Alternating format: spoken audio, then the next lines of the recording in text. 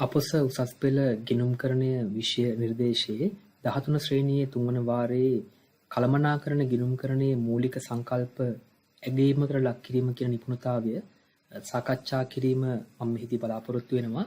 මීට පෙර වැඩසටහනකින් මම සාකච්ඡා කරා නිපුණතා මට්ටම 14.2 කළමනාකරණ ගිණුම්කරණයේ මූලික සංකල්ප විශ්ලේෂණය කිරීම කියන අනුමාතෘකාව යටතේ පිරිවැය ඒ වගේම පිරිවැය ඒකකය සහ පිරිවැය මධ්‍යස්ථානීය නිර්වචනය කරන්න කෙසේද කියලා. එන ඔබට දූල පුතලට පේනවා මෙන්න මේ මම රතු පාටින් දක්වලා තියෙන්නේ මීට පෙර වැඩසටහනේ අපි නිර්වචනය කරපු නැත්නම් විස්තර කරගත්ත පිරිවැය පිරිවැය ඒකකය සහ පිරිවැය මධ්‍යස්ථානීය කියන මූලික කළමනාකරණ ගිණුම් කරන සංකල්ප තුන. ඊළඟට මේ 14.2 නිපුණතා මට්ටමේ තියෙන ඉතාමත් වැදගත් මාතෘකාවකට මම එනවා. ඒ තමයි විවිධ අරමුණු අනුව පිරිවැය වර්ගීකරණය කරන්නේ කෙසේද යන මාතෘකාව.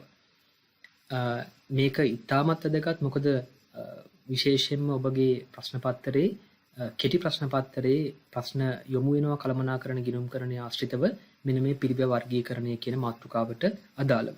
ඒ නිසා මේ මාතෘකාව හොඳින් අවබෝධ කරගන්න ඉතාමත් පිටුවහලක් වෙනවා. මෙන්න මේ මාතෘකාව ඔබගේ විභාගයට සාර්ථකව මුහුණ දෙනකොට. අපි බලමු කෙසේද පිරිවැය වර්ගීකරණය කරන්න කියලා. ඇත්තටම පිරිවැය වර්ගීකරණය කරනකොට අපි අවබෝධ කරගන්න ඕනේ වැදගත්ම කරුණ තමයි අපේ අරමුණ. අපේ කියලා මම අදහස් කරන්නේ කළමනාකරුවන්ගේ. මොකද මේ අපි දිගටම කතා කරමින් ඉන්නේ කළමනාකරණ ගිණුම්කරණය. කළමනාකරුවන්ගේ අරමුණ අනුව පිරිවැය වර්ගීකරණය කරන ආකාරය වෙනස් වෙනවා. එතකොට ඒ වගේ කළමනාකරුවන්ගේ එක අරමුණක් තමයි තොගය අගය කිරීම. ඇත්තටම තොගය අගය කිරීම අවශ්‍ය වෙන්නේ දූල පුතාලට මතකයි නම් මූල්‍ය ගිණුම්කරණයේ දරලාභය ගණනය කරනකොට අවසන් තොගය අගය කරලා ගැනුම් වලින් අඩු කරන්න ඕනේ. එතකොට ගැනුම් වලින් අඩු කරන්න නම් ව්‍යාපාරයේ විසින් තොගය අගය කරන්න වෙනවා. එතකොට කළමනාකරුවන්ට සිදු වෙනවා තොගය අගය කරන්න. අන්න ඒ තොගය අගය කිරීම සඳහා පිරිවැය වර්ගීකරණය කරන්නේ කෙසේද යන්න පැහැදිලි කරන්න ඔබට පුළුවන් වෙන්න ඕනේ. ඒ අනුව තොගය අගය කිරීම සඳහා අපි වර්ගීකරණයන් දෙකක් භාවිතා කරනවා. ඔබට පේනවා පළවෙනි වර්ගීකරණය තමයි ඍජු පිරිවැය සහ වක්‍ර පිරිවැය. මම මේ වර්ගීකරණයන් එකින් එක පසුව සාකච්ඡා කරනවා. නමුත් මේ සටහන හොඳින් අවබෝධ කරගන්න. ඒ වගේම තොගය අගය කිරීම සඳහා භාවිතා කරන තවත් එක වර්ගීකරණයක් තමයි නිෂ්පාදිත පිරිවැය සහ කාලච්ඡේද පිරිවැය කියන වර්ගීකරණය. මේ දෙක බොහෝම පැහැදිලිව අවබෝධ කරගන්න ඕනි. මේ දෙකේ සම්බන්ධයක් තියෙනවා. ඒ වගේම මේ දෙකට ලැබෙන උත්තර සමහර වෙලාවට වෙනස් වෙන්න පුළුවන්. ඒ නිසා තොගය අගය කිරීම සඳහා මෙන්න මේ ඍජු පිරිවැය සහ වක්‍ර පිරිවැය, ඒ වගේම නිෂ්පාදිත පිරිවැය සහ කාලච්ඡේද පිරිවැය කියන පිරිවැය වර්ගීකරණය යොදාගන්නේ කෙසේද කියලා පැහැදිලි අවබෝධයක් දූල පුතාලට තියෙන්න ඕනේ. ඒ වගේම පිරිවැය වර්ගීකරණය කරන තවත් එක අරමුණක් තමයි අනිකුත් කළමනාකරණ තීරණ ගැනීම. එතෙන්දී විශේෂයෙන් දූල පුතාලා මතක තියාගන්න කෙටි කාලීන කළමනාකරණ තීරණ ගන්නකොට අපි පිරිවැය වර්ගීකරණය කරනවා ස්ථාවර සහ විචල්්‍ය කියලා. මොන තීරණ ගන්නකොටද? කෙටි කාලීන කළමනාකරණ තීරණ ගන්නකොට. ස්ථාවර සහ විචල්්‍ය කියලා පිරිවැය වර්ගීකරණය කරනවා. ඒ වගේම අනිකුත් කළමනාකරණ තීරණ ගන්නකොට අපි පිරිවැය වර්ගීකරණය කරනවා අදාළ පිරිවැය සහ අදාළ නොවන පිරිවැය කියලා. මම මේ සියලු වර්ගීකරණයන් එකින් එක ගැන සාකච්ඡා කරනවා පසුව. නමුත් මේ මට්ටමේදී මේ සටහන මතක තියාගන්න. තවත් පිරිවැය වර්ගීකරණය කරන එක අරමුණක් තමයි පාලනය කිරීම. මතක ඇති මීට පෙර වැඩසටහනකදී මම කිව්වා පිරිවැය පාලනය කිරීම කළමනාකරණ ගිණුම්කරණයේ තියෙන ප්‍රධානතම අරමුණක්. පිරිවැය පාලනය කරගන්න ඕනේ. එතකොට පිරිවැය පාලනය කිරීම සඳහා අපි පිරිවැය වර්ගීකරණය කරනවා පාලනය කළ හැකි පිරිවැය සහ පාලනය කළ නොහැකි පිරිවැය කියලා. ඒ නිසා මම තප්පර කීපයක් ලබා දෙන්නම් මේ සටහන ඔබ ලියාගන්න. මොකද මේ සටහන ඉතාමත් වැදගත් වෙනවා. මෙතන මතක තියාගන්න ඕන දූල පුතාලා අරමුණ අනුව තමයි එකිනෙක ආකාරයට පිරිවැය වර්ගීකරණය වෙන්නේ. ඒ නිසා අරමුණ අනුව පිරිවැය වර්ගීකරණය වෙන්නේ කෙසේද යන්න ඔබට අවබෝධයක් තියෙන්න ඕනේ. සමහර විට කෙටි ප්‍රශ්න පත්‍රයේදී මේ එකිනෙක වර්ගීකරණ යටතේ පිරිවැය වර්ග වෙන්නේ කෙසේද යන්න පරීක්ෂා කරන්න පුළුවන්.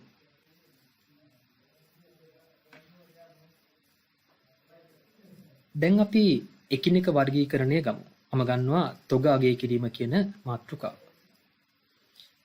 මම පෙරත් පැහැදිලි කරා අපි දන්නවා මූල්‍ය ගිණුම්කරණයේ ලාභය ගණනය කිරීමට අවසන් තොගය අගය කරලා ගලපන්න ඕන. එතකොට අපි බලමු අවසන් තොගය අගය කිරීම සඳහා පිරිවැය වර්ගීකරණය කරන්නේ කෙසේද කියලා. මේ යටතේ එක වර්ගීකරණයක් තමයි ඔයාලට පේනවා ඍජු සහ වක්‍ර පිරිවැය කියන එක. මෙන්න මං මේ පළවෙනි වර්ගීකරණය ගන්නවා ඍජු සහ වක්‍ර පිරිවැය. ඍජු පිරිවැයක් කියන්නේ යම්කිසි නිෂ්පාදිතයක් අපි ඊට පෙර වැඩසටහනකදී කතා කරා පිරිවැය ඒකකයක් ලෙස උසස් පෙළ මට්ටමේදී නිෂ්පාදිතයක් ඒ කියන්නේ භාණ්ඩයක් හෝ සේවාවක් අපිට යොදා ගන්න පුළුවන්. එතකොට නිෂ්පාදිතයක් සමග ඍජුව හඳුනාගත හැකි පිරිවැය තමයි අපි ඍජු පිරිවැය කියන්නේ. අපි උදාහරණයක් ගමු යම්කිසි භාණ්ඩයක් ගත්තොත් අපි ගමුකෝ පොතක්. එතකොට මේ පොත සමග ඍජුව හඳුනා ගන්න පුළුවන් පිරිවැයට තමයි ඍජු පිරිවැය කියන්නේ. දැන් පොත නිෂ්පාදනය කරනකොට කඩදාසි යම් ප්‍රමාණයක් ඕනේ. එතකොට පොත සඳහා යන කඩදාසි ප්‍රමාණය තීරණය කරගන්න පුළුවන්.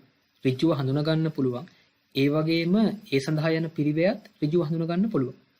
එතකොට පොත හදන්න යන අර කඩදාසි කියන ඍජු ද්‍රව්‍ය ඍජු පිරිවැයකට උදාහරණයක්. ඒ වගේම ඒ පොත හදනකොට නැත්නම් නිෂ්පාදනය කරනකොට ඒ නිෂ්පාදනයේට ඍජුව දායක වන ශ්‍රමිකයන්ට අපි වැටුප් ගෙවනවා. එතකොට අපිට හොයාගන්න පුළුවන් එක පොතක් සඳහා කොච්චර ඍජු ශ්‍රම පිරිවැයක් ගියාද කියලා. ඒ නිසා ඍජු ශ්‍රමය කියන්නේ ඍජු පිරිවැය කොටසක් වෙනවා. මොකද මේ නිෂ්පාදිතය බිහි කරන්න දායක වෙච්ච ඍජු ශ්‍රමය කොච්චරක්ද කියලා අපිට හොයාගන්න පුළුවන්. ඍජුව දායක වෙනවා. ඒ වගේම සමහර අවස්ථාවල පොත නිෂ්පාදනය කරනකොට ඍජු අනිකුත් පිරිවැය දරන්න වෙනවා. සමහර වෙලාවට අපි හිතමුකෝ කතෘ භාගයක් ගෙවන්න වෙනවා කියලා. ඒතර පොත නිෂ්පාදනය කරනකොට සෑම නිෂ්පාදනය කරන පොතක් වෙනුවෙන්ම කතෘ භාගයක් අපි කියන රොයල්ටි එකක් කියලා. කතෘ භාගයක් ඒ පොත ලියපු කෙනාට කතෘට ගෙවන්න වෙන්න පුළුවන්. එතකොට ඒකත් අපිට පොතකට කොච්චරද කියලා ඍජුව හඳුනා ගන්න පුළුවන්. ඒ අනුව ඍජු වෙනත් පිරිවැය කියන්නේ ඍජු පිරිවැයේ තවත් කොටසක්. එසා හොඳට දූල පුතාලා පැහැදිලි කරගන්න ඍජු පිරිවැය කියන්නේ යම්කිසි නිෂ්පාදිතයක් සමග ඍජුව හඳුනා ගන්න පුළුවන් පිරිවැය. එතකොට ඍජු පිරිවැය කොටස් 3යි අංක 1 ඍජු පිරිවැය, ඍජු ද්‍රව්‍ය පිරිවැය, අංක 2 ඍජු ශ්‍රම පිරිවැය සහ අංක 3 ඍජු වෙනත් පිරිවැය. අපි එනවා දෙවෙනි කොටසට වක්‍ර පිරිවැය.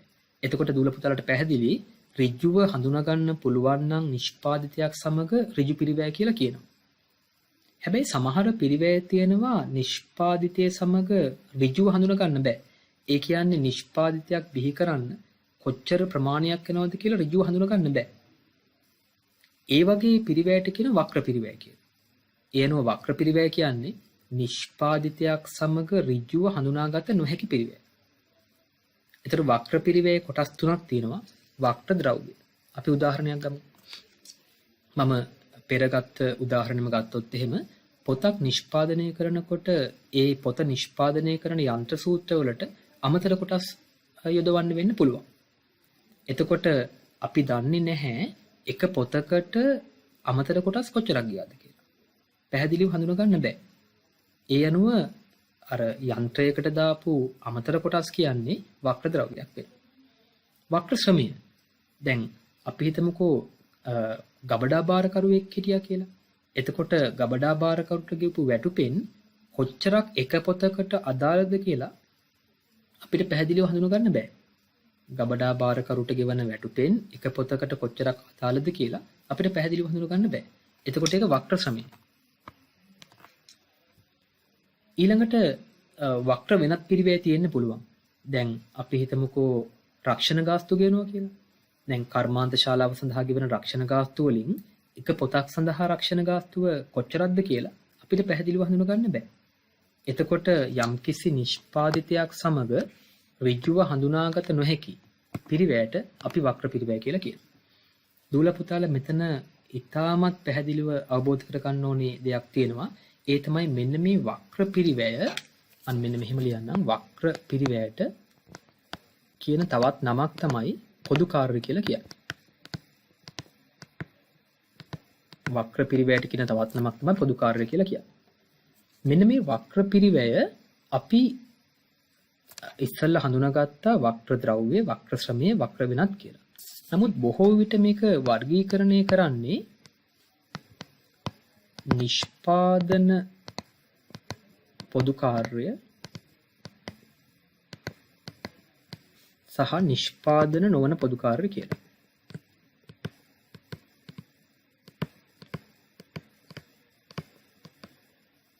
මම කිව්වා වක්‍ර පිරිවැයට කියන තවත් නමක් තමයි පොදු කාර්ය. එතකොට වක්‍ර හේවත් පොදු කාර්ය පිරිවැය වර්ගීකරණය කරනවා නිෂ්පාදන පොදු කාර්ය සහ නිෂ්පාදන නොවන පොදු කාර්ය කියලා. දැන් මීට පෙර අපි හඳුනාගත්ත ඍජු පිරිවැය. ඒ යටතේ කොටස් තුනක් අපි හඳුනාගත්තා. ඍජු ද්‍රව්‍ය, දෙක ඍජු ශ්‍රමය, තුන ඍජු වෙනත්.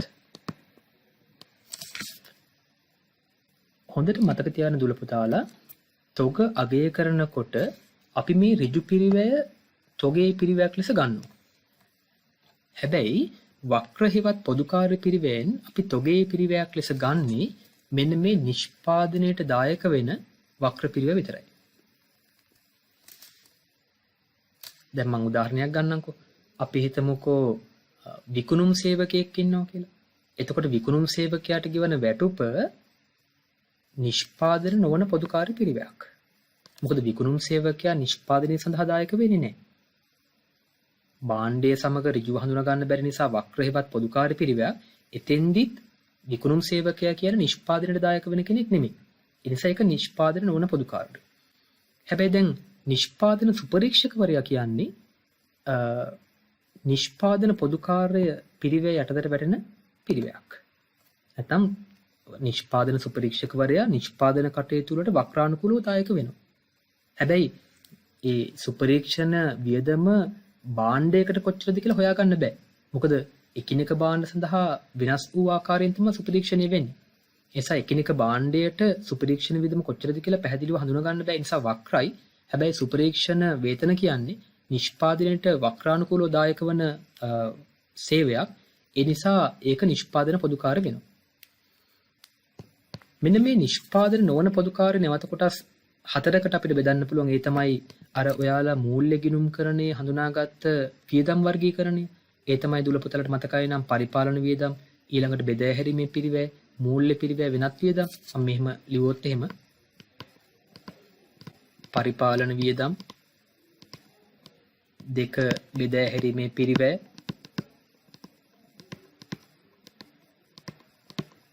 තුන මූල්‍ය පිරිවැය, හතර වෙනත් වියදම්.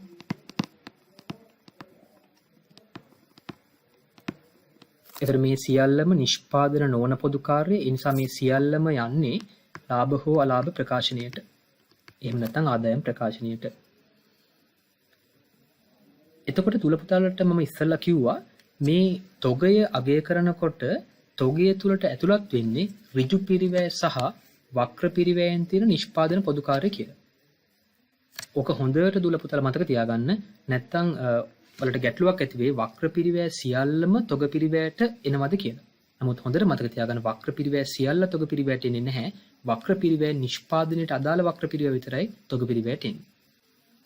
මෙන්න මේ ඍජු පිරිවැය සහ වක්‍ර පිරිවැය නිෂ්පාදනයට අදාළ කොටසට අපි කියනවා තවත් නමක් නිෂ්පාදිත පිරිවැය කියලා. නිෂ්පාදිත පිරිවැය කියලා.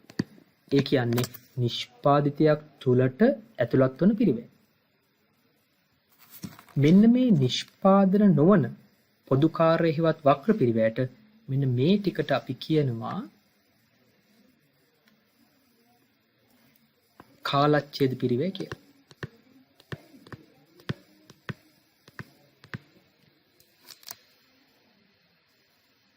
ඒ නිසා දුල පුතාලට මතකයි නම් මෙන්න මේ සටහන තොග අගය කිරීම සඳහා පළවෙනි වර්ගීකරණය තමයි ඍජු පිරිවැය සහ වක්‍ර පිරිවැය. දැන් ඒක අපි කතා කරලා අවසන් කරා. ඊළඟට වලට තියෙනවා බලන්න නිෂ්පාදිත පිරිවැය සහ කාලච්ඡේද පිරිවැය. ඔන්න මම ඒ වර්ගීකරණයත් පැහැදිලි කරා නිෂ්පාදිත පිරිවැය කියන්නේ මොකද්ද? කාලච්ඡේද පිරිවැය කියන්නේ මොකද්ද කියලා. මම මේ සටහනින් නැවත පැහැදිලි කරලා අපි නිර්වචනයට යමු. එතකොට නිෂ්පාදිත පිරිවැය කියන්නේ ඍජු පිරිවැය සහ නිෂ්පාදන පොදුකාර්ය කියන පිරිවැය දෙකේ එකතුව. කාලච්ඡේද පිරිවැය කියන්නේ මෙන්න මේ නිෂ්පාදන නොවන පොදුකාර්යවල එකතුව. අපි බලමු මේ නිෂ්පාදිත පිරිවැය සහ කාලච්ඡේද පිරිවැය නිර්වචනය කරන්නේ කෙසේද කියලා. මතක තියාගන්න දූල පුතාලා තාමත් අපි ඉන්නේ තොග අගය කිරීම කියන අරමුණ යටතේ. නිෂ්පාදිත පිරිවැය කියන්නේ නිෂ්පාදිතයක් බිහි කිරීමට දායක කරගන්නා ඍජු ද්‍රව්‍ය, ඊළඟට ඍජු ශ්‍රමය සහ ඍජු වෙනත්. දැන් දූල පුතාලා මතක් කරගන්න ඍජු ද්‍රව්‍ය, ඍජු ශ්‍රමය, ඍජු වෙනත් කියන ඍජු පිරිවැය. සහ නිෂ්පාදන පොදු කාර්යය. සියලු පොදු කාර්ය නෙමෙයි. නිෂ්පාදන පොදු කාර්යය. ඒ කියන්නේ වක්‍ර නිෂ්පාදන පිරිවැය. වක්‍ර හැබැයි නිෂ්පාදන පිරිවැය. මම නැවත සටහනට එන්නම්. ඍජු ද්‍රව්‍ය, ඍජු ශ්‍රමය, ඍජු වෙනත් සහ නිෂ්පාදන පොදු කාර්යය. නිෂ්පාදිතයක් බිහි කිරීමට දායක කරගන්නා ඍජු ද්‍රව්‍ය, ඍජු ශ්‍රමය, ඍජු වෙනත් සහ නිෂ්පාදන පොදු කාර්යය තමයි නිෂ්පාදිත පිරිවැය කියලා කියන්නේ. කාලච්ඡේද පිරිවැය කියන්නේ අපි තොගයක් නැත්නම් නිෂ්පාදිතයක් තුලට ඇතුළත් කරන්නේ ඒ පිරිවැය දරණ කාලච්ඡේදයක් තියෙනවනේ. අන්න ඒ දරණ කාලච්ඡේදයේ වියදමක් ලෙස හඳුනා ගන්නවා. ඒ නිසා දරණ කාලච්ඡේදයේ වියදමක් ලෙස හඳුනා ගන්න පිරිවැයට කියනවා කාලච්ඡේද පිරිවැය කියලා.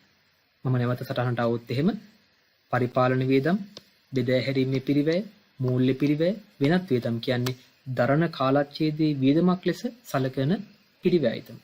ඒවට කියනවා කාලච්ඡේද පිරිවැය කියලා. ඒ අනුව උදාහරණ පරිපාලන වියදම්, විකුණුම් හා බෙදා හැරීමේ පිරිවැය, මූල්‍ය පිරිවැය සහ වෙනත් වියදම්. මම හිතනවා පළවෙනි අරමුණ ඒ කියන්නේ තොගය අගය කිරීම කියන අරමුණ අනුව පිරිවැය වර්ගීකරණය කරන ආකාරය පැහැදිලි කියලා. ඒ අනුව අපි මෙන්න මේ තොගය අගය කිරීම කියන අරමුණට පිරිවැය වර්ගීකරණය කරන ආකාරය පැහැදිලි කරගත්තා. ඊළඟට අපිට තියෙන්නේ අනෙකුත් කළමනාකරණ තීරණ ගන්නකොට කොහොමද පිරිවැය වර්ගීකරණය කරන්නේ කියන එක සාකච්ඡා කරන්න. මෙන්න මේ දෙවෙනි කොටස.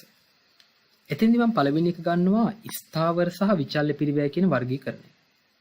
මේක බොහොම සරලව අපිට තේරුම් ගන්න පුළුවන්. දූල පුතාලා මතක තියාගන්න මෙන්න මේ ස්ථාවර සහ විචල්්‍ය පිරිවැය කියලා වර්ගීකරණය කරන්නේ කෙටි කාලීන කළමනාකරණ තීරණ ගන්නකොට. මම මේ මාතෘකාවට එනවා. ඊට පෙර අපි ක්‍රියාකාරකමක් සාකච්ඡා කරමු. ක්‍රියාකාරකම අංක 2 නිෂ්පාදන ආයතනයක 2019 වර්ෂයේ දැරූ පිරිවැය පිළිබඳ තොරතුරු අපිට දීලා තියෙනවා. ඍජු ද්‍රව්‍ය 30000යි, ඍජු ශ්‍රමය 25000යි, ඍජු වෙනත් 5000යි, නිෂ්පාදන පොදු කාර්ය 10000යි, බෙදා හැරීමේ පිරිවැය 13000යි, පරිපාලන වියදම් 17000යි, මූල්‍ය පිරිවැය 3000යි, වෙනත් වියදම් 2000යි ආදී වශයෙන් 2019 වර්ෂයේ දැරූ පිරිවැයයිතම දීලා තියෙනවා.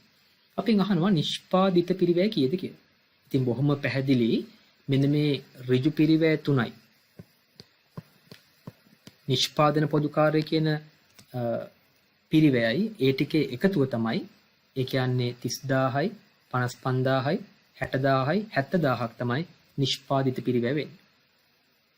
ඒ කියන්නේ නිෂ්පාදිතයක් නැත්නම් තොගයක් ඇතුළට යන පිරිවැය. ඊට පස්සේ යනවා කාලච්ඡේද පිරිවැය. ඉතින් බොහොම පැහැදිලි බෙදා හැරීමේ පිරිවැය, පරිපාලන වියදම්, මූල්‍ය පිරිවැය සහ වෙනත් වියදම් කියන ටිකේ එකතුව තමයි කාලච්ඡේද පිරිවැය වෙන්නේ. එතකොට 13000යි 30000යි 33000යි 35000ක් වෙනවා කාලච්ඡේද පිරිවැය. හොඳයි. එහෙමනම් අපි ඉස්සල්ලා කතා කරපු දෙවෙනි අරමුණ අනුව පිරිවැය වර්ගීකරණය කරන්න කෙසේද යන්න සාකච්ඡා කරමු. තුල පුතලට මතක ඇති මම මේ සටහනේ පැහැදිලි කරා කළමනාකරණ තීරණ ගැනීම සඳහා පිරිවැය වර්ගීකරණය කිරීම. ඊට අපි ඉස්සල්ලාම ගන්නවා ස්ථාවර පිරිවැය සහ විචල්්‍ය පිරිවැය කියන වර්ගීකරණය. මම කිව්වා මේ වර්ගීකරණය අදාළ වෙන්නේ කළමනාකරුවන් කෙටි කාලීන තීරණ ගන්නකොට පිරිවැය වර්ගීකරණයකට කියලා. අපි ඉස්සෙල්ලම බලමු ස්ථාවර පිරිවැය කියන්නේ මොකක්ද කියලා. ස්ථාවර පිරිවැය කියන්නේ ඒකක සංඛ්‍යාව. ඒ කියන්නේ නිෂ්පාදන ඒකක සංඛ්‍යාව වෙනස් වන විට වෙනස් නොවන පිරිවැය. ඒකක සංඛ්‍යාව වෙනස් වන විට වෙනස් නොවන පිරිවැය තමයි ස්ථාවර පිරිවැය කියන්නේ. වචනේ අර්ථයක් තියෙනවා ස්ථාවරයි වෙනස් වෙන්නේ නැහැ කියන එක. අපි උදාහරණයක් ගමු. කර්මාන්ත ශාලාවකට මාසික කුලියක් ගෙවනවා නම් ඒ කර්මාන්ත ශාලාවේ භාණ්ඩ නිෂ්පාදනය කරත් වැඩි කරත් නිෂ්පාදනය නොකලත් ඒ මාසික කුලිය ගෙවන්න. දැන් මේ කාලේ තියෙන ගැටලුවක් තමයි මේ COVID-19 ගැටලුව නිසා බොහෝමයක් නිෂ්පාදන ආයතන ක්‍රියාත්මක වෙන්නේ නැහැ. නමුත් මේ වගේ නිෂ්පාදන ආයතනයක් මාසික කුලිය පදනම කරනම් අරන් තිබුණේ. ඒ කුලිය අපිට ගෙවන්න වෙනවා. නිෂ්පාදනයේ බිඳුවයි ඒත් කුලිය ගෙවන්න වෙනවා. ඒතර නිෂ්පාදනය ඒකක 500ක් වුණත් කුලිය ගෙවන්න වෙනවා. නිෂ්පාදනය ඒකක 1000ක් වුණත් කුලිය ගෙවන්න වෙනවා. එතකොට ඒකක සංඛ්‍යාව වෙනස් වුණාට වෙනස් වෙන්නේ නැති පිරිවැයට කියන ස්ථාවර පිරිවැය කියලා. මම උදාහරණ දෙකක් අරන් තියෙනවා. කර්මාන්ත ශාලා මාසික කුලිය. නිෂ්පාදනය කරත් නැතත් මාසික කුලිය ගෙවන්න වෙන නිසා ස්ථාවරයි. ඒ වගේම මාසික පදනමින් ගෙවන සේවක වැටුප්. දැන් මේ කාලේ බොහොමයක් ආයතන වලට තමන්ගේ කටයුතු ක්‍රියාත්මක නොවුනද, ඒ කියන්නේ ව්‍යාපාර කටයුතු ඉටු නොවුනද සේවක වැටුප් ගෙවන්න වෙනවා. මොකද මාසික පදනමින් තමයි සේවක වැටුප් ගෙවන්නේ. එතකොට නිෂ්පාදනය බිඳුවක් වුණත් වෙනස් වුණත් ගෙවන මාසික වැටුප ස්ථාවරයි. ඉතින් මම දෙවෙනි උදාහරණයක් ලෙස ගත්තා මාසික පදනමින් සේවක වැටුප් ගෙවනවා නම් ඒක ස්ථාවර පිරිවැයකට උදාහරණයක් ලෙස ගන්න පුළුවන්. අපි නෝ විචල්්‍ය පිරිවැයට. වචනේ අර්ථයෙන්ම තියෙනවා විචල්්‍ය කියන්නේ ඒකක සංඛ්‍යාව වෙනස් වන විට වෙනස් වන පිරිවැය. ඒකක සංඛ්‍යාව වැඩි වෙනකොට විචල්්‍ය පිරිවැයත් වැඩි වෙනවා. ඒකක සංඛ්‍යාව අඩු වෙනකොට විචල්්‍ය පිරිවැය අඩු වෙනවා. ඒ අනුව ඒකක සංඛ්‍යාව වෙනස් වන විට වෙනස් වන පිරිවැයට කියනවා විචල්්‍ය පිරිවැය කියලා. අපි උදාහරණයක් ගමු. ඍජු ද්‍රව්‍ය පිරිවැය කියන්නේ විචල්්‍ය පිරිවැය. අපි ගමුකෝ පෑනක් උදාහරණයක් ලෙස. එතකොට පෑනක් නිපදවුවොත් එහෙම යම් ප්‍රමාණයක ප්ලාස්ටික් සහ තීන්ත අපිට අවශ්‍ය වෙනවා. එතකොට තවත් පෑනක් නිෂ්පාදනය කරොත් ඒහා සමානයෙන් ප්ලාස්ටික් සහ තීන්ත ප්‍රමාණයක් අපිට අවශ්‍ය වෙනවා. තවත් පෑනක් නිෂ්පාදනය කරොත් ඒහා සමානයෙන් ප්ලාස්ටික් සහ තීන්ත ප්‍රමාණයක් අවශ්‍ය වෙනවා.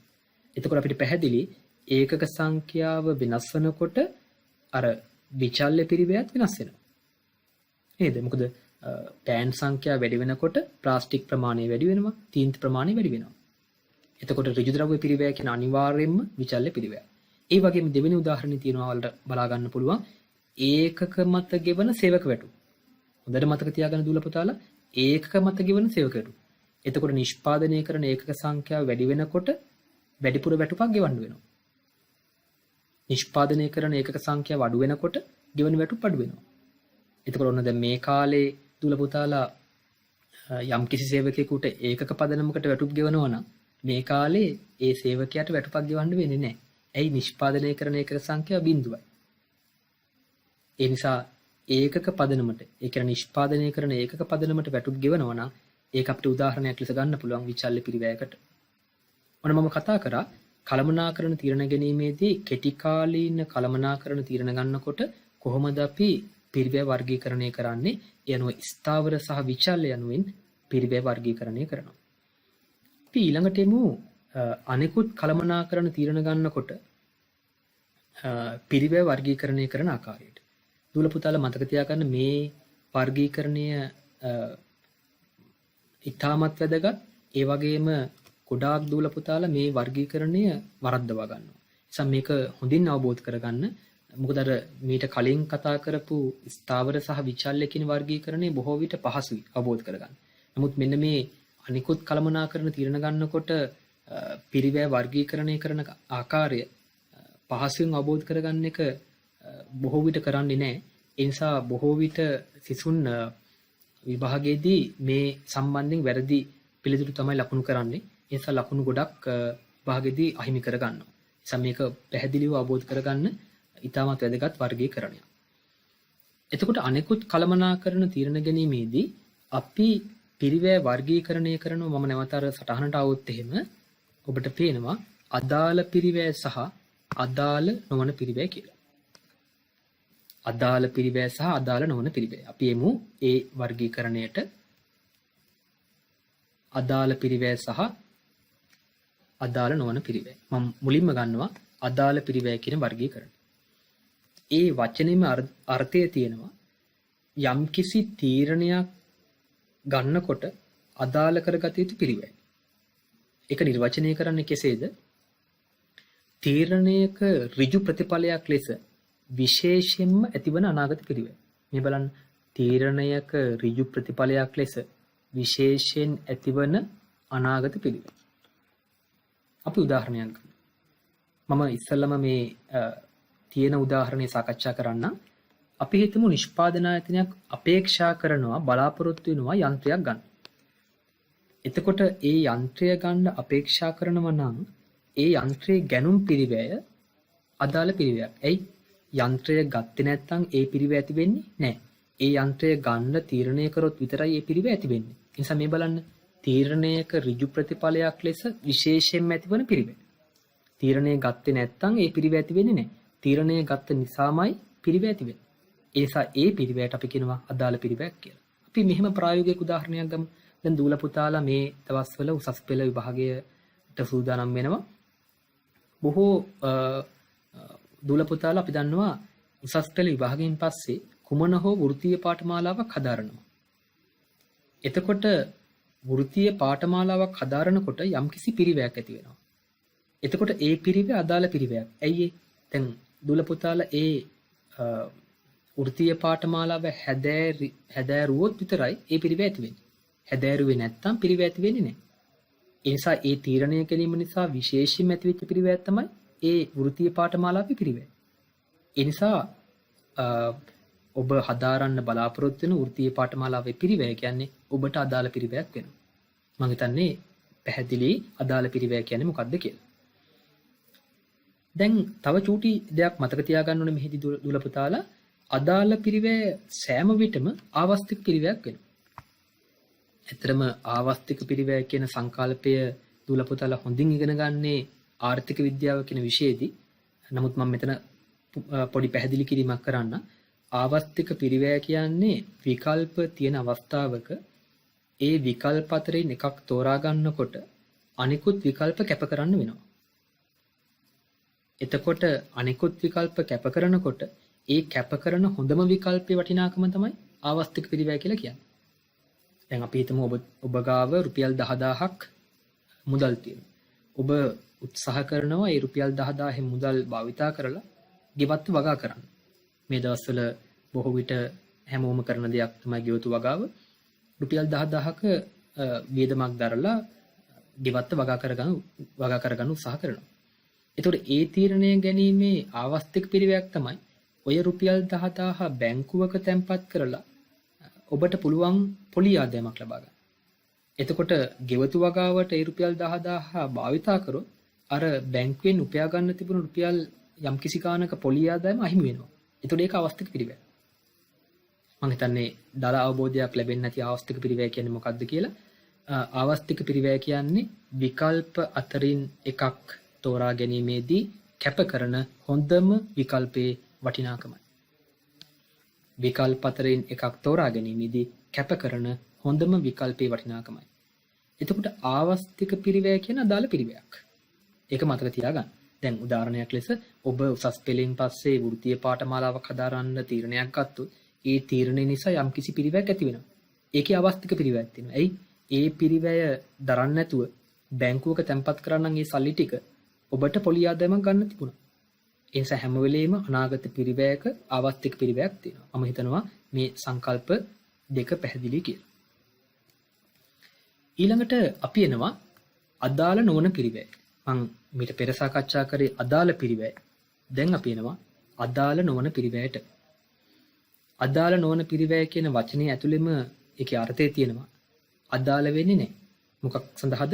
තීරණයක් ගන්න අදාළ වෙන්නේ නැති පිරිවැය.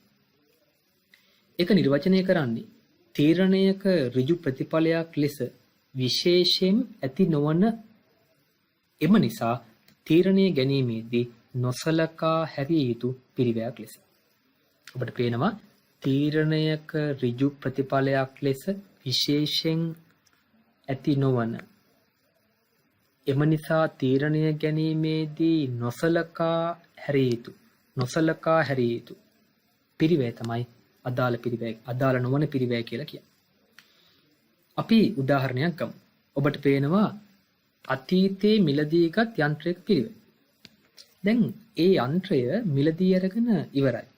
එතකොට අතීතයේ මිලදී ගන්න දරපු පිරිවැය අදාළ පිරිවැයක් නෙමෙයි. හේතුව දැන් ඒක තරලා ඉවරයි. අනාගතයේ යම් කිසි තීරණයක් ගන්නකොට අතීතයේ දරපු පිරිවැය අදාළ පිරිවැයක් නෙමෙයි. ඒ නිසා අදාළ නොවන පිරිවැයකට උදාහරණයක් තමයි අතීතයේ මිලදීගත් යන්ත්‍රයක පිරිවැය. මම මෙහෙම උදාහරණයක් ගන්නවා. මම ඉස්සෙල්ලා කිව්වා ඔබ උසස් පෙළෙන් පස්සේ වෘත්තීය පාඨමාලාවක් බොහෝ විට හදාරනවා කියලා. එතකොට ඒ වෘත්තීය පාඨමාලාවට දැරීමට සිදුවන පිරිවැය අදාළ පිරිවැයක්.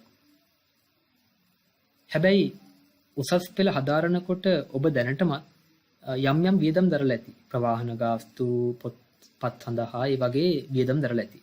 එතකොට අනාගතයේ වෘත්තීය පාඨමාලාවක් හදාරනවද නැද්ද කියලා තීරණය කරනකොට ඔබ මේ වන විටත් දරලා තියෙන පොත්පත් සඳහා, ප්‍රවාහන සඳහා, ආහාර සඳහා පිරිවැය අදාළ පිරිවැයක් වෙන්නේ නැහැ. ඇයි? ඒ පිරිවැය දැනටමත් දරලා ඉවරයි. ඒතර අනාගතයේ වෘත්තීය පාඨමාලාවක් හදාරනවද නැද්ද කියලා තීරණය කරනකොට අර අතීතයේ දරපු පිරිවැය අදාළ පිරිවැයක් වෙන්නේ නැහැ. මම හිතනවා මේ සංකල්පය පැහැදිලි කියලා. එතකොට මෙතනින් තව පොඩි සංකල්පයක් පැහැදිලි කරගන්න ඕනි. ඒ තමයි ගිලුණු පිරිවැය කියන එක. ඒකෙත් වචනේ අර්ථෙම තියෙනවා ගිලුණු කියන අර්ථය. ගිලුණු පිරිවැය කියන්නේ අදාළ නොවන පිරිවැයක්. අපි බලමු ගිලුණු පිරිවැය අදාළ නොවන පිරිවැයක් වෙන්නේ කොහොමද කියලා. ගිලුණු පිරිවැය කියන්නේ අතීතයේ ගත් තීරණයක ප්‍රතිඵලයක් ලෙස දැනටමත් දරා ඇති. අතීතයේ ගත් තීරණයක ප්‍රතිඵලයක් ලෙස දැනටමත් දරා ඇති.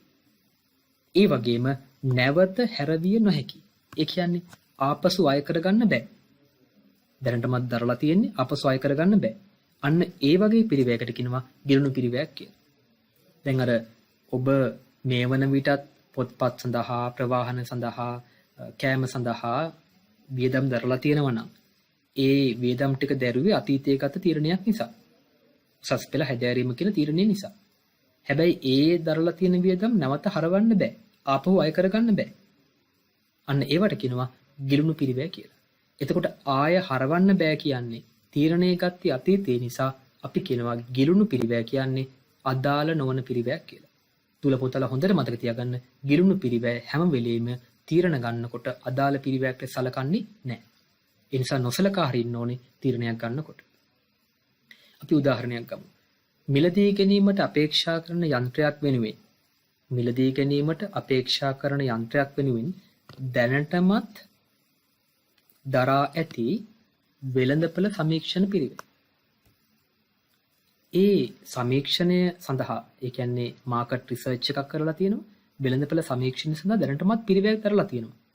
එතකොට ඒ දරූ පිරිවැය නැවත අය කරගන්න බෑ. අපි මෙහෙම ගමු උදාහරණයක්. දැන් ඔබ උසස් පෙළ හදාරන අතරෙම අපි හිතමු ඔබ අන්තර්ජාලයේ යම්කිසි වියදමක් දරලා අපි හිතමු රුපියල් 500ක් දරලා ඔබට හදාරන්න පුළුවන් සුදුසුම වෘත්තීය පාඨමාලාවක් ගැන තොරතුරු රැස් කරනවා.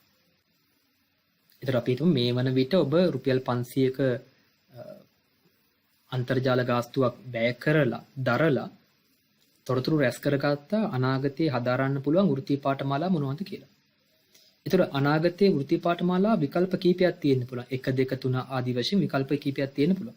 ඒ විකල්ප වලින් එකක් තෝරගන්නකොට මේ වන විටත් ඔබ අර දරපු අන්තර්ජාල වියදම රුපියල් 500 ගිලුණු පිරිවැයක්. ඇයි ඒක දැන් දරලා ඉවරයි.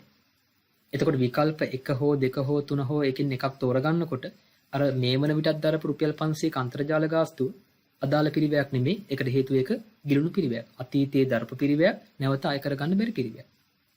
මම හිතනවා අදාළ නොවන පිරිවැය කියන සංකල්පයේ පැහැදිලි. ඒ වගේම ගිලුණු පිරිවැය අදාළ පිරිවැයක් නොවන බව මම හිතන්නේ දැන් පැහැදිලි දුල පුතාලට. අපි ඊළඟට ක්‍රියාකාරකමකට යමු. මේ ක්‍රියාකාරකම හොඳින් දූල පුතාලා කියවන්න. මම මීට පෙර අවස්ථාවකත් පැහැදිලි කරා ප්‍රශ්නයක් හොඳින් කියවීම අත්‍යවශ්‍ය සාධකයක්. ඒ ප්‍රශ්නය පළමු අවස්ථාවේම අවබෝධ කරගන්න, ඒ වගේම ඉතාමත් අඩු කාලයකින් පිළිතුරු සපයන්න. අපි බලමු. තහඩු සකස් කරන ආයතනයක් දැනට භාවිතා කරන යන්ත්‍රය වෙනුවට නව යන්ත්‍රයක් මිලදී ගැනීමට සලකා බලමින් සිටී. දැන් මේ ආයතනයේ දැනට භාවිතා කරන පැරණි යන්ත්‍රය වෙනුවට නව යන්ත්‍රයක් මිලදී ගන්න සලකා බලමින් ඉන්නවා. අපිට දීලා තියෙනවා දැනට භාවිතා කරන යන්ත්‍රය හා සම්බන්ධ තොරතුරු. හොඳට කියවන්න. දැනට භාවිතා කරන යන්ත්‍රය හා සම්බන්ධ තොරතුරු. ඒ යන්ත්‍රය අරන් තියෙන්නේ පිරිවැය ලක්ෂ 10කට.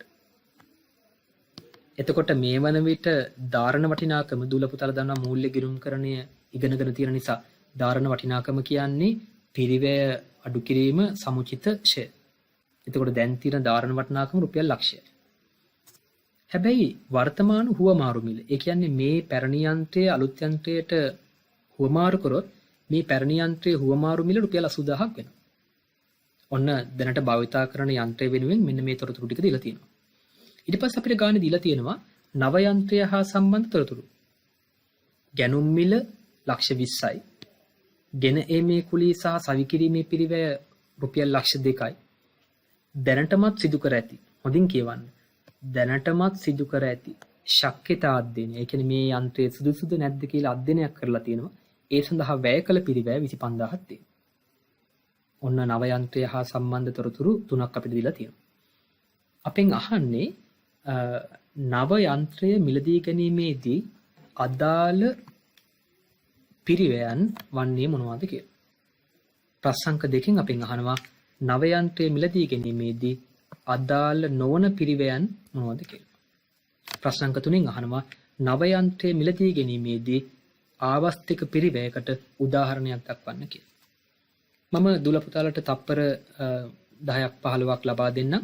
මේ අභ්‍යාසය කියවලා මේ ප්‍රශ්න තුනට උත්තර තුනක් හදාගන්න. එහෙම නැත්නම් Tamanට හිතන්න පුළුවන්.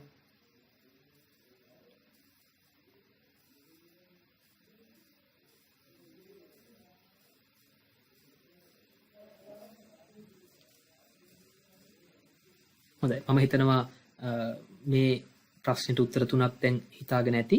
අපි බලමු නව යන්ත්‍රයේ මිලදී ගැනීමේදී අදාළ පිරිවැයන් වෙන්නේ මොනවද කියලා. එතකොට දැනටමත් භාවිතා කරන යන්ත්‍රයේ පිරිවැය කියන්නේ අදාළ පිරිවැයක් නෙමෙයි. මොකද ඒක දැනටමත් දරලා තියෙන්නේ. ඒ වගේම ධාරණ වටිනාකම කියන අදාළ පිරිවැයක් නෙමෙයි. මොකද අතීතයේ පිරිවැයෙන් සමුචිත ෂය අඩු කරාට පස්සේ තමයි ධාරණ වටිනාකම ලැබෙන්නේ. ඒතර මේ දෙකම අදාළ පිරිවැයක් වෙන්නේ නැහැ. හැබැයි වර්තමාන හුවමාරු මිල මෙන්න මේ ගැනුම් මිල යම් මට්ටමකට අඩු කරන්න හේතු වෙනවා.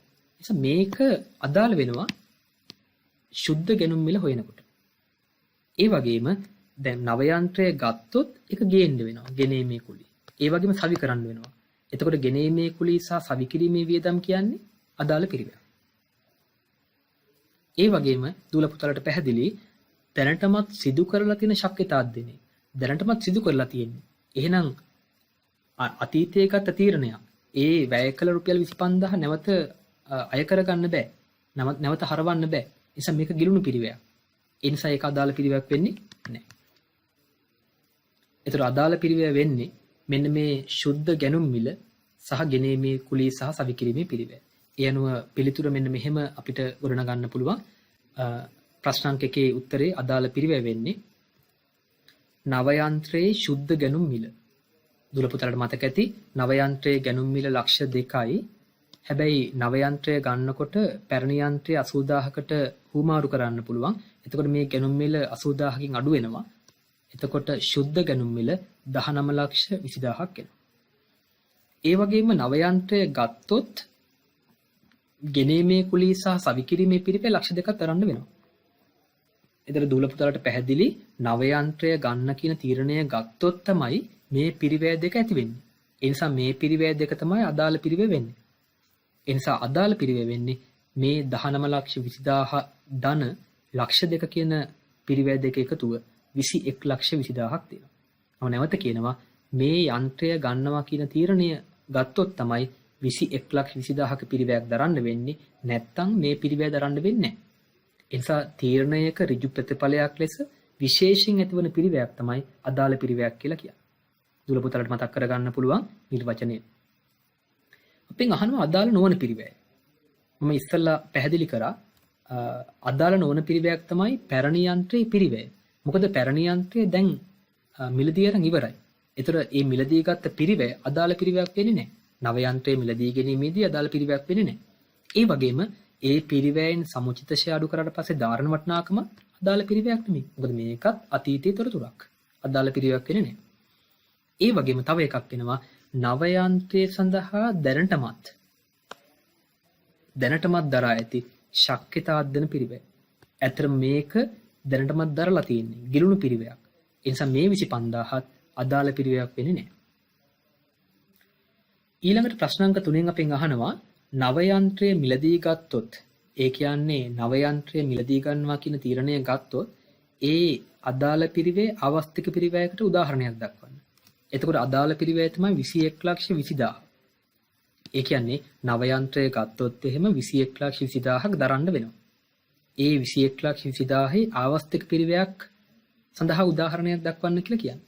ඉතින් අපිට ලියන්න පුළුවන් මේ 2120000 නව යන්ත්‍රය මිලදී ගන්න යොදවන්නේ නැතුව වෙනත් කාර්යයක අපි කියමුකෝ බැංකුවක ආයෝජනය කරා කියලා. එහෙනම් අපිට ලබා ගන්න තිබුණු පොලි ආදායම අපිට ආවස්තික පිරිවැයක් ලෙස ගන්න පුළුවන්. මේ 2120000 නව යන්ත්‍රය යොදවන්නේ නැතුව වෙනත් ආයෝජන මාර්ගයක බැංකුවක වගේ ආයෝජනය කරා නම් ලබා ගන්න තිබුණු පොලි ආදායම ආවස්තික පිරිවැයක් ලෙස අපිට හඳුනා ගන්න පුළුවන්. ඉතින් මෙන්න මේ ආකාරයට මම හිතනවා දුල පුතාලට අදාළ පිරිවැය සහ අදාළ නොවන පිරිවැය පැහැදිලිව හඳුනා ගන්න පුළුවන්. දැන් අපි මූලික සටහනට නැවත ගියොත් දුල පුතාලට පැහැදිලි කළමනාකරණ තීරණ ගැනීම සඳහා පිරිවැය වර්ගීකරණය කරා ස්ථාවර සහ විචල්්‍ය කියලා. ඒ වගේම අදාළ පිරිවැය සහ අදාළ නොවන පිරිවැය ලෙස අපි වර්ගීකරණය කරා. තවත් එක අරමුණක් තියෙනවා. ඒ තමයි පිරිවැය පාලනය කිරීම සඳහා පිරිවැය වර්ගීකරණය කරන ආකාරය. එතෙන්දී අපි පිරිවැය වර්ගීකරණය කරන්නේ පාලනය කළ හැකි පිරිවැය සහ පාලනය කළ නොහැකි පිරිවැය. අපි එමු ඒ පිරිවැය වර්ගීකරණයට.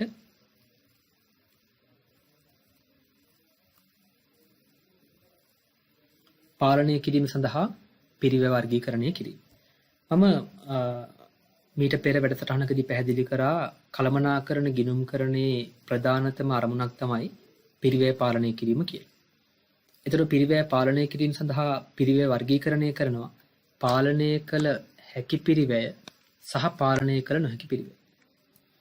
අපි බලමු පාලනය කළ හැකි පිරිවැය කියන්නේ මොකක්ද කියලා. දුල පුතාලා මතක තියාගන්න ව්‍යාපාරයක කළමනාකරණ මට්ටම් 3ක් තියෙනවා. ඉහළ කළමනාකරුවන් ඉන්නවා, මධ්‍යම මට්ටමේ කළමනාකරුවන් ඉන්නවා, පහළ මට්ටමේ කළමනාකරුවන් ඉන්නවා. එතකොට පාලනය කළ හැකි පිරිවැය කියන්නේ යම්කිසි කළමනාකරුවෙකුට Tamanට තීරණ ගන්න පුළුවන් අධිකාරී බලයක් තියෙනවා. ඒ කියන්නේ ඔතොරිටි එකක් තියෙනවා.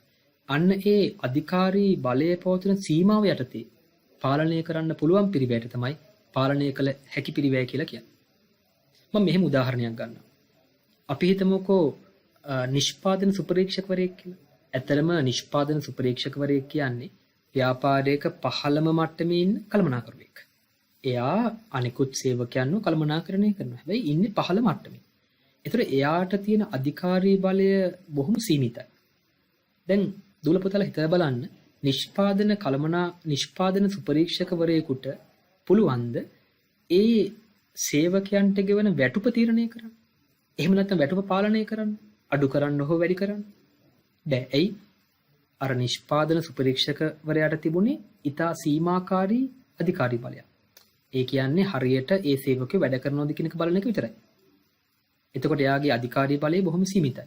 ඒ නිසා ඒ අධිකාරී බලය යටතේ නිෂ්පාදන සුපරීක්ෂකවරයාට බෑ ගෙවන වැටුප් ප්‍රමාණය පාලනය කරන්න. එතකොට කුල පුතාලට පැහැදිලි වෙන්න ඕනේ කළමනාකරුවන්ට තම අධිකාරී බලය පවතින සීමාව යටතේ පාලනය කළ හැකි පිරිවැය තමයි පාලනය කළ හැකි පිරිවැය කියලා කියන්නේ. අපිම පාලනය කළ නොහැකි පිරිවැයට කළමනාකරුවන්ට තම අධිකාරී බලයේ පවතින සීමාව යටතේ පාලනය කළ නොහැකි පිරිවෙන්.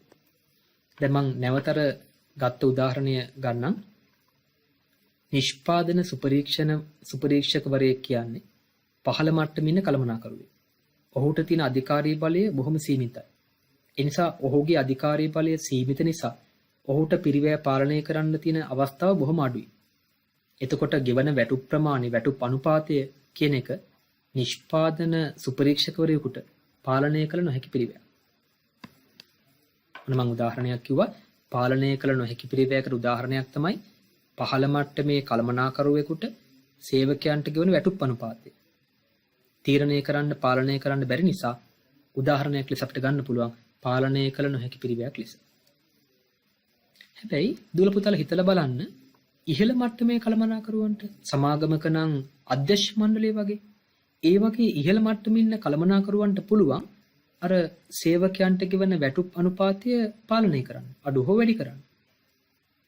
එතකොට තමන්ගේ අධිකාරී බලය යටතේ පාලනය කරන්න පුළුවන් පිරිවැයක්. එහෙනම් පාලනය කළ හැකි පිරිවැයකට උදාහරණයක් ලෙස මම කියනවා ව්‍යාපාරයක ඉහළ මට්ටමේ කළමනාකරුවන්ට තමන්ගේ අධිකාරී බලය යටතේ සේවකයන්ට ගෙවන වැටුප් අනුපාතය පාලනය කළ හැකි. ඒ නිසා එවැනි අවස්ථාවක් පාලනය කළ හැකි පිරිවැයක් ලෙස අපිට හඳුනා ගන්න පුළුවන්. ඒ නිසා දූල පුතාලට පැහැදිලි වෙන්න ඕනේ මේ පාලනය කිරීම කියන එක තීරණය වෙන්නේ කළමනාකරන මට්ටම අනුව. නම සාරාංශ කරොත් එහෙම පහළ කළමනාකරන මට්ටමකදී පාලනය කරන්න බැරි පිරිවැයක් ඉහළ කළමනාකරන මට්ටමකදී පාලනය කරන්න පුළුවන්. ඒ නිසා කළමනාකරන මට්ටම ඉහළට යන්න පාලනය කළ හැකි බව මොකද වෙන්නේ? වැඩි වෙනවා. ඒක දූල පුතාලා හොඳට මතක තියාගන්න. මේ පාලනය කිරීම කියන එක සම්පූර්ණයෙන් තීරණය වෙන්නේ ඒ පුද්ගලයා ඉන්න කළමනාකරන මට්ටම අනුව, අධිකාරී බලය අනුව. ඒ අනුව අපි පාලනය කිරීම සඳහා පිරිවැය වර්ගීකරණය කරා පාලනය කළ හැකි පිරිවැය සහ පාලනය කළ නොහැකි පිරිවැය ලෙස. ඉතින් දූල පුතාලට මෙතනින් අවබෝධ වෙන්නේ නැති මෙන්න මේ 14.2 කියන අනුමාත්‍රිකා වැටදී තියෙන කරුණු ටික ඒ යටතේ මීට පෙර අවස්ථාවක මම සාකච්ඡා කරා පිරිවැය කියන්නේ කුමක්ද කියලා, ඊළඟට පිරිවැය ඒකකය කියන්නේ කුමක්ද කියලා සහ පිරිවැය මධ්‍යස්ථානය කියන්නේ කුමක්ද කියලා. පිරිවැය කිව්වේ යම් නිෂ්පාදිතයක් බිහි කරද්දී දායක කරගන්නා ආර්ථික සම්පත් වල මූල්‍යමය වටිනාකම. පිරිවැය ඒකකය කිව්වේ පිරිවැය ගණනය කිරීම සඳහා යොදා ගන්නා ප්‍රමාණාත්මක ඒකකයක්. පිරිවැය මධ්‍යස්ථානයක් කිව්වේ පිරිවැය ඒකක අතර බෙදා හරින තෙක් පිරිවැය රැස් කර තබා ගන්නා ඕනෑම ස්ථානයක්, උපකරණයක්, ක්‍රියාකාරකමක් හෝ පුද්ගලයෙක්. ඒ ආදී වශයෙන් අපි නිර්වචනය කරා පිරිවැය, පිරිවැය ඒකකය සහ පිරිවැය මධ්‍යස්ථානය. ඊට පස්සේ අපි අද කතා කරා විවිධ අරමුණු අනුව පිරිවැය වර්ගීකරණය කරන්නේ කෙසේද යන්න. දූල පුතාලට මතක ඇති තොග අගය කිරීම සඳහා පිරිවැය වර්ගීකරණය කරනවා ඍජු සහ වක්‍ර ලෙස, ඒ වගේම නිෂ්පාදිත සහ කාලාච්ඡේද ලෙස. ඒ වගේම අනෙකුත් කළමනාකරන තීරණ ගන්නකොට අපි පිරිවැය වර්ගීකරණය කරනවා ස්ථාවර සහ විචල්‍ය ලෙස, කෙටි කාලීන කළමනාකරන තීරණ ගන්නකොට, ඒ වගේම අනෙකුත් කළමනාකරන තීරණ ගන්නකොට අදාළ පිරිවැය සහ අදාළ නොවන පිරිවැය අපි වර්ගීකරණය භාවිතා කරනවා. එතෙන්දි මම කිව්වා ආවස්තික පිරිවැය කියන අදාළ පිරිවැයක්, ගිලුණු පිරිවැය කියන අදාළ නොවන පිරිවැයක් කියලා. ඒ අනුව අනෙකුත් කළමනාකරන තීරණ ගන්නකොට ස්ථාවර විචල්‍ය වර්ගීකරණය භාවිතා කරනවා, අදාළ නොවන වර්ගීකරණය භාවිතා කරනවා. ඊට පස්සේ අවසාන වශයෙන් අපි කතා කරා පිරිවැය පාලනය කිරීමේදී පිරිවැය වර්ගීකරණය කරන්නේ කෙසේද කියලා. එතෙන්දී අපි කතා කරා පාලනය කළ හැකි පිරිවැය සහ පාලනය කළ නොහැකි පිරිවැය කියලා. මම කිව්වා පාලනය කළ හැකි බව, නොහැකි බව තීරණය වෙන්නේ සම්පූර්ණයෙන්ම කළමනාකරන මට්ටම අනුව. කළමනාකරන මට්ටමේ ඉහළට යන්න පාලනය කළ හැකි බවත් වැඩි වෙනවා. පහළට යන්න පාලනය කළ හැකි බව අඩු වෙනවා. ඉතින් දූල පුතාලට මේ කරුණු නැවත ආවර්ජනය කරගන්න පුළුවන්. මෙන්න මේ කළමනාකරන ගිණුම්කරණයේ තියෙන මූලික කරුණු ඉතාමත් වැදගත් වෙනවා. කළමනාකරන ගිණුම්කරණයේ ඉතිරි පාඩම් ටික සාකච්ඡා කරන්න, අවබෝධ කරගන්න සහ ඔබගේ ප්‍රශ්න පත්‍රයට හොඳින් මුහුණ දීලා සාර්ථක ප්‍රතිඵලයක් ලබා ගන්න මේ දැනුම ඉතාමත් වැදගත් වෙනවා. ඉතින් දුල පුතාලා මම හිතනවා මේ කරුණු මනාව අවබෝධ කරගත්තා කියලා. අපි නැවතත් මේ වගේ වැඩසටහනකින් හමු වෙන තෙක් ඔබ සියලුම දෙනාට ආයුබෝවන්.